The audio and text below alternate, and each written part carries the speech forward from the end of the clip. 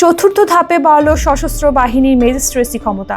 সেনা, নৌ ও বিমান বাহিনীর কর্মকর্তাদের ম্যাজিস্ট্রেসি ক্ষমতা আরও 60 দিন বাড়িয়েছে সরকার। জনপ্রশাসন মন্ত্রণালয় এক প্রজ্ঞাপনের মাধ্যমে এমন তথ্য জানায়। এই ক্ষমতা 15 মার্চ থেকে আগামী 60 দিনের জন্য অর্পণ করা হয়েছে। এতে বলা হয়, বাংলাদেশ সশস্ত্র বাহিনীতে কর্মরত সেনাবাহিনীর ক্যাপ্টেন ও তদূর্ধ্ব সমপদমর্যাদায় কমিশন কর্মকর্তাদের সারা বাংলাদেশে বিশেষ এক্সিকিউটিভ ম্যাজিস্ট্রেটের ক্ষমতা অর্পণ করা হলো। তাদের পাশাপাশি কোস্টগার্ড ও বিজিবিতে প্রেষণে কর্মরত সামরিক কর্মকর্তারাও পেয়েছেন একই ক্ষমতা।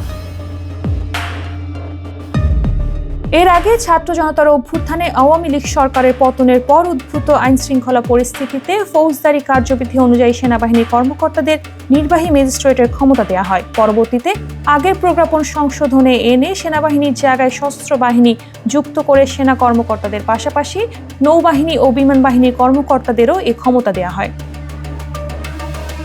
এরপর নভেম্বরে এক প্রজ্ঞাপনে প্রথম দফায় এ ক্ষমতার মেয়াদ 2 মাস সময় বাড়ানো হয়। চলতি বছরের জানুয়ারিতে দ্বিতীয় দফায় এর মেয়াদ বাড়ে আরও 2 মাস। এই ক্ষমতা প্রদানের ফলে ফৌজদারি কার্যবিধি নির্দিষ্ট কিছু ধারার অধীন অপরাধ আমলে নিয়ে প্রয়োজনীয় ব্যবস্থা নেওয়ার সুযোগ রয়েছে সেনাবাহিনীর বিশেষ নির্বাহী ম্যাজিস্ট্রেটের ক্ষমতা পাওয়া কর্মকর্তাদের।